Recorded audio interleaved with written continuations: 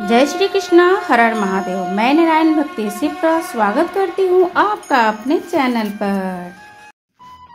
जय श्री कृष्णा। आप सभी कार्तिक महात्म की 12 यानी द्वादश अध्याय का रसपान करेंगे। 11 अध्याय में आपने राजा किस तरीके से रानी का परित्याग कर दिया था और फिर उसे पुनः अपनी गलती का एहसास होने पर उसे वापस ले आया तथा ब्राह्मण बिना पत्नी के उस कोई भी कार्य पूजा करने के योग नहीं होता है, इसका भी जानकारी लेकर हम सभी आगे अब बढ़ रहे हैं। द्वादश अध्याय इस प्रकार है।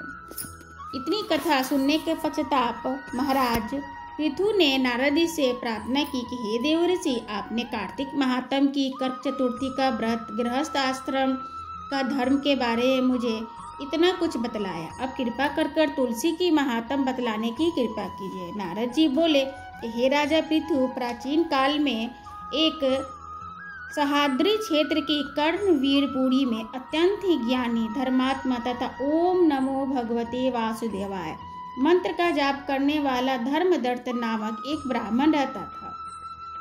वो अतिथियों का आदर सत्कार खूब करता था। एक दिन प्रातः काल एक पहर रात्रि शेष रहने पर वो ब्राह्मण पूजा की सामग्री लेकर भगवान के मंदिर में जा पहुंचा कि इतने में ही उसके सामने से आती हुई एक अत्यंत ही भयंकर राक्षसी को देखा। आगे निकली हुई टेढ़े मेढ़े और बड़े बड़े दांत, लाल नेत्र, बिल्कुल नग्न, लकड़ी के समान सूखा शरीर, मुख से घुड़ घुड़ की आवाज निकाल रही थी। ऐसे भयंकर राक्षसी को देखकर भयभीत धर्मदत्त ने अपने हाथ का तुलसी मिश्रित जल उसके ऊपर फेंक दिया। जल में मिश्रित तुलसी दल शरीर पर पड़ते ही वह राक्षसी समस्त पाप उसके दूर हो गए और वह हाथ जोड़कर धर्मदत्त के पैरों में पड़ गई। तब धर्मदत्त ने पूछा कि तुम कौन हो, किस पाप के कारण इस दशा को प्राप्त हुई हो। अपने पापों की मुक्त हो चुकी वह राक्षसी कहने लगी कि सौराष्ट्र देश में भिक्षुक नामक ब्राह्मण की मैं पत्नी हूँ। मेरा नाम कलहा था। मैंने न तो अपने पति से मीठे वचन बोली थी और न ही उसका प्रिय भोजन ही और फल खाने को मैं देती थी। इस व्यवहार के कारण दुखी होकर जब मेरे पति ने दूसरा विवाह करने का निश्चय किया तो मैं क्रोध में आकर मैंने विष खाकर अपना शरीर त्याग दिया। इसके बाद यमदूत मुझे बांधकर यमराज के पास ले गए और कहा कि चित्रगुप्त ने कि मेरी अच्छे बुरे कर्मों का लेखा जोखा देखा जाए।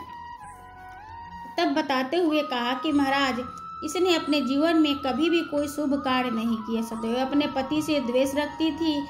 यह सुनकर यमराज ने आज्ञा दी कि क्योंकि जिस बर्तन में यह पकाती थी उसी बर्तन में खाती थी, इसलिए इसको पहले अपनी संतान को खाने वाली बिल्ली की योनि में भेजा गया। उसके बाद पति से द्वेष के कारण इसको बिष्टा खाने की सुअरी की योनि में प्राप्त हुई। तदंतर क्योंकि उसके आत्महत्या की है, इसलिए इसे प्रेत योनि में जाना चाहिए। जो महाराज मैं 500 वर्ष तक योनि में फिरती रही, भूख और प्यास से दुखी होकर एक वैश्य के शरीर में प्रवेश कर मैं कृष्ण और वेणी नदी के संगम पर गई। जैसे ही मैंने नदी के तट पर पहुंची तो विष्णु के दूत ने मुझे वैश्य के शरीर से निकालकर बाहर फेंक दिया। वहां से घूमती फिरती मैं आ ही रही थी कि आप मिले। आपने तुलसी मिश्रित और जल मेरे ऊपर फेंका और मेरे संपूर्ण पाप नष्ट हो गए। अब कृपा कर इस प्रेत योनि से मेरा उद्धार कीजिए। राक्षसी से सारा वृत्तांत सुनने के बाद ईश्वर भक्त ब्राह्मण धर्मदत्त ने कहा कि तुमको देखकर मुझे अत्यंत ही दुख हुआ। मैं जानता हूँ कि तीर्थ, व्रत, दान आदि सत्कर्म प्रेत योनि में नहीं हो सकता। तुम्हारे पाप अधिक और पुण्य बहुत कम है, इसलिए मैंने अपने जीवन काल में जितना भी कार्तिक मास का स्नान का व्रत किया है उसका आधा पुण्य तुमको मैं दे देता हूँ। इससे तुम्हें उत्तम गति की प्राप्ति होगी। इसके पश्चात ब्राह्मण ने ज्यों ही ओम नमः भगवते वासुदेवाय मंत्र का पढ़ते हुए तुलसी मिश्रित जल से उसका अभिषेक किया, तब प्रेत योनि से मुक्ति पाकर अग्नि में समा गया। देह धारण कर लक्ष्मी के समान रूपवती हो गई। इसके बाद उसने ब्राह्मण को नमस्कार किया। तभी भगवान विष्णु के पुण्यशील तथा सुशील नामक 2 दूत वहां पर आए और उसको विमान में बैठाकर वैकुंठ लेकर चले गए। उन दूतों ने धर्मदत्त से कहा कि हे ब्राह्मण, निरंतर भगवान की भक्ति में लगे रहने के कारण तुम धन्य हो। तुम्हारे द्वारा कार्तिक मास के स्थान न व्रतों का आधा पुण्य दिए जाने के कारण इसकी मुक्ति हो गई है। हे विप्र, आपने इस त्याग, भक्ति और कार्तिक स्नान के प्रताप से कालांतर में तुम राजा के कुल में जन्म लोगे और अंत में वैकुंठ धाम को प्राप्त करोगे। इति श्री द्वादश यानी 12वां अध्याय समाप्त हुआ। अब आप 13वां अध्याय सुनिए। राजा पृथु ने हाथ जोड़कर देव ऋषि नारद जी से कहा कि हे महाराज, अब भगवान की पूजा का महत्व सुनाने की कृपा कीजिए। तब नारद जी ने बोले, राजा पृथु को जो मनोविनाद हंसी में जो भजन करता है उसको परम पद की प्राप्ति हो जाती है। जो श्रद्धा युक्त होकर भजन करता है उसे महात्म्य का वर्णन नहीं किया जा सकता है। इस संबंध में मैं तुम्हें एक अति प्राचीन इतिहास सुनाता हूँ, ध्यान पूर्वक सुनो। नारद जी ने कहा, कालंदी पर्वत पर दीर्घायु नामक नगर में सुबाहु नामक एक अत्यंत धर्म महात्मा राजा राज करते थे। वह प्रजा का पुत्र के समान पालन करते थे। उसे धूम्रकेश नामक एक पुत्र था। वो अत्यंत दुराचारी, पर स्त्रीगामी तथा चोरी और जुआरी था। पुत्र के दुराचरणों के कारण राजा सुबाहु ने उसे अनेक प्रकार के ताड़नाएं दी, परंतु वह किसी प्रकार से नहीं माना और न सुधरा। एक दिन खेलते हुए उसकी गेंद छोटी रानी के महल में जा गिरी। जब वह गेंद लेने के लिए महल में गया तो उसकी विमाता या छोटी रानी उस पर मोहित हो गई और उन दोनों में कामंद होकर भोग विलास किया। जब राजा ने इस बात का पता चल गया तो धूमकेश के प्राण दंड दे दिया, परंतु उसे अपने राज से बाहर निकाल दिया और राजकुमार वन से रहित में प्रतिदिन मांस मदिरा खाकर अपना जीवन व्यतीत करता था। तथा रात्रि को वेश्याओं के साथ निवास करता था। चोरी आदि कर जो भी धन्य वैभव प्राप्त होता था वेश्याओं को दे देता था। इसी प्रकार अनेक वर्ष व्यतीत हो गए। एक समय वो भटकते भटकते वृंदावन में पहुंच गया। वृंदावन में धूमकेश ने सत्यव्रत नामक एक परम विष्णु भक्त को देखा, जो अपना घर बार छोड़कर कार्तिक मास के वृंदावन में रहकर भगवान का पूजन करता था और केवल कंद मूंद फल खाकर रहता था। वो भक्त प्रतिदिन भगवान से प्रार्थना करता था, हे भगवान, इस दुख रूपी संसार में डूब रहे मुझ दीन पर आप रक्षा कीजिए।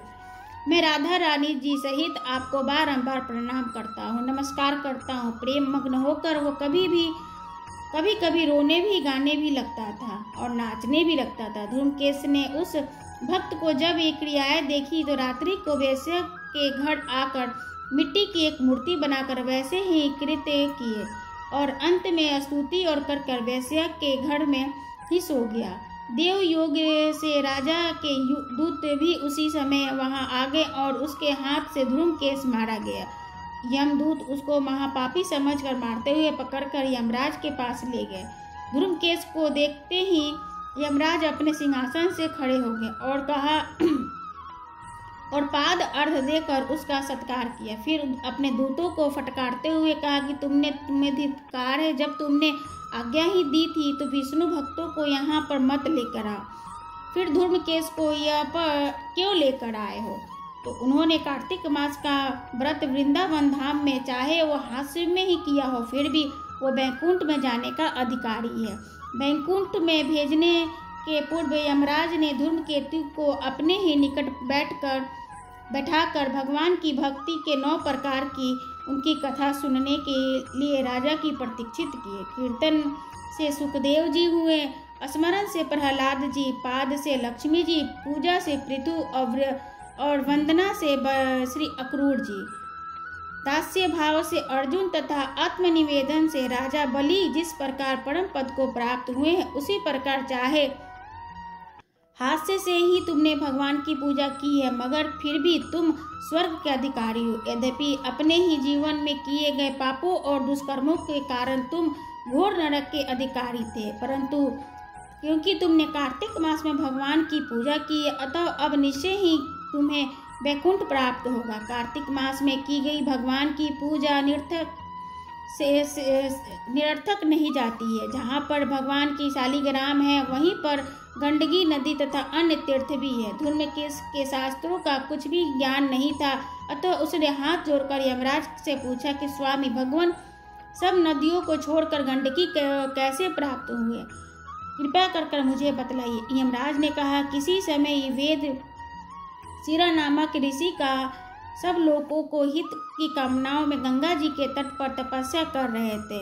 उन्होंने इस घोर तप को भयभीत होकर इंद्र ने ऋषि की तपस्या भंग करने के लिए मंजू घोषा नामक अप्सरा को भेजा। मंजू घोषा उस समय रमणीक स्थान में क्रीड़ा कर रही थी। अनेक रूप यौन प्रदर्शन करके हाव भाव दिखाने लगी। फिर उसी स्थिति मुनि के चरणों पर स्पर्श किया तो उसने रोमांच खड़े हो गए। तत्पश्चात मुनि को भी वशीभूत ज्ञान मंजूषा घोषा ने अपनी ही दोनों भुजाओं में की गले में डाल दिया। तब क्रोधित होकर मुनि ने श्राप दिया कि हे, तुमने मुझे इस संसार सागर में डालने के लिए उद्यत हुई हो, इसलिए तुम नदी बन जाओ। मुनि का श्राप सुनकर मंजू घोषा रोने लगी और बिलखते हुए कहने लगी कि प्रार्थना करते हुए कि मुनि से कहा कि हे मुने, मैं श्राप के योग्य नहीं हूँ, आप मुझे क्षमा करें। उसकी प्रार्थना से द्रवित होकर मुनि ने कहा कि जिस समय भगवान विष्णु वृंदा के श्राप से वश शिला रूप होकर तुम भी गंडकी में स्थित होगी, तब तुम भगवान को धारण करने वाली होगी। इस प्रकार मेरे द्वारा दिया गया यह श्राप तुम्हारे लिए वरदान भी हो जाएगा तथा अधिक श्रेष्ठ सिद्ध होगा। अंत में यमराज ने कहा कि हे राजकुमार, अब तुम विष्णु लोक को जाओ। तब धूमकेश सुंदर विमान में बैठकर बैकुंठ लोक को चला गया और वहां जाकर हरि चरणों में स्थान मिला। यह सब धूमकेश द्वारा कार्तिक मास में मात्र एक दिन पूजा करने का परिणाम था। यह कहकर नारद जी ने अपनी वाणी को विराम दिए। इसी प्रकार इति 13वां अध्याय समाप्त हुआ। कल आप लोग 14 अध्याय का श्रवण करेंगे। जय श्री कृष्ण। राधे राधे।